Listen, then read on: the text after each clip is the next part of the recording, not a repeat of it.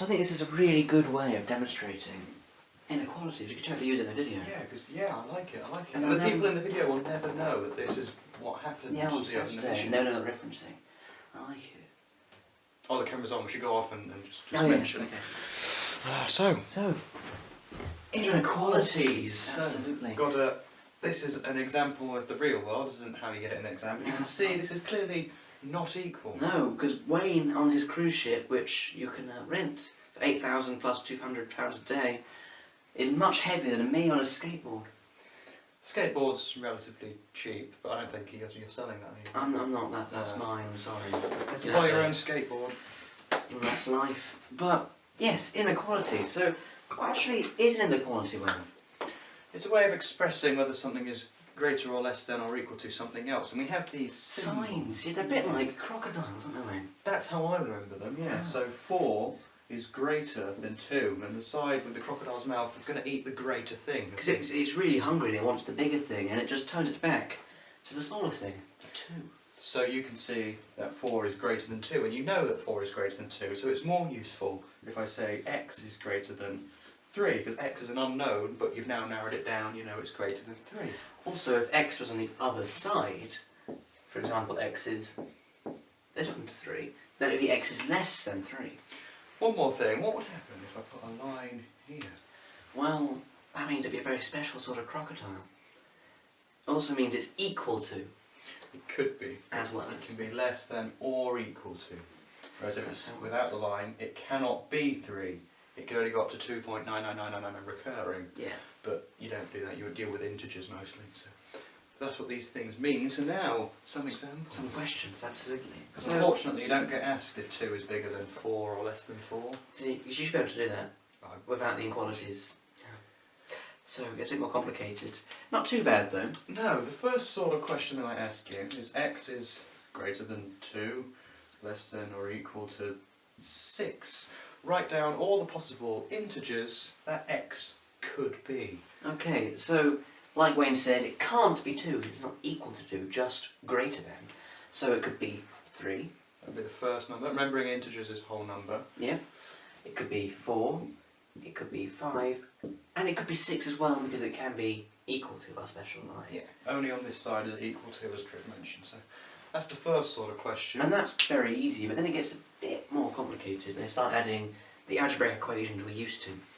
Yes, and they say solve it, which, just like before, it means find out what x is equal to, but now instead of an equals, there's an inequality sign. That's the only difference. Yes. So if you have 4x plus 2 is greater than 3, and it says solve it, you're just going to rearrange to find out what x is, but in terms of an inequality rather than an equal sign. So you start off basically treating this like an equal sign with normal things. So we have 4x plus 2 is equal to 3.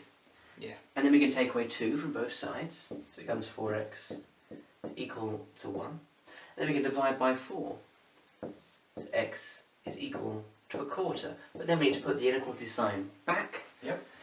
the same way as it was before, So x is now greater than a quarter.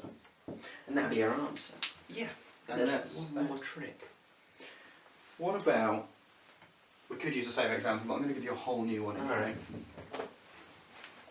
If we had minus 2x plus 3 is less than 4. Okay, gets a bit more exciting here. We still continue as if that was an equals, but something snazzy happened about this minus. So we'll get to that when we get to it. First step is just to minus your 3. You start off in the same way as you always would. Yeah, so minus 3 from both sides, so it becomes, let's leave it as this for now, but you can imagine it as if it is an equal sign if it makes it easier. Yep. So you take 3 from both sides, it's going to be 1 on the other side. 1. Now's the jazzy bit. And we've got a minus, so we could do the minus even later and divide both sides by 2 and still have the minus. You could do. So it could become minus x is less than a half. Now how do you deal with the minus? Because so far this has been the same steps as before, but it's minus x. So there's 2 ways you can do it. You do it the long way, where you basically add an x to both sides and then minus a half from both sides. So it would end up as minus a half is less than x. But you can do it in the same way by timesing it by -1, and that just means, and then you have to flip the sign. Just like that, sorry, it's minus. Just like that, if you divide or times by a minus, there'd be no reason to times by a minus normally. If you divide or times by a minus, it flips the sign. Simple as that. Yeah, and because of the way you do that. One final example. Okay. It's not much of a step above what we've done, but it's just sort of combining them.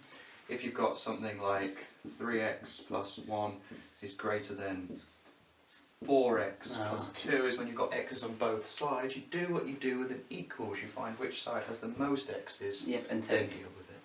So you can go through that as well.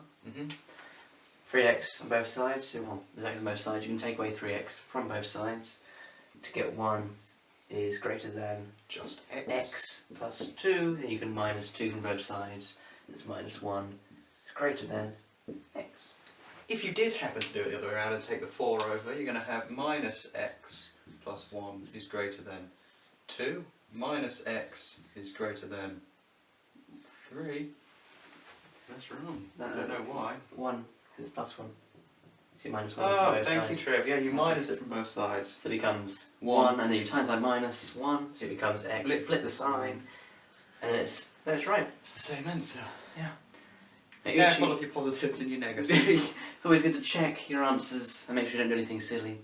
Sometimes it's good to go back to a question if you sort of misread it in your head, like Wayne did then, but like I did then. you won't have 2 people on hand to do an exam paper, which is sad. So a lot of exam practice goes a long way. It does. Revising like you are now. Absolutely. So I think that's all about the inequalities covered. Yep. And I think we should actually do the seesaw thing. I want Yeah. to see if you're a witch. So have you got a really long seesaw made of something like Buckminster Fullerene? I do.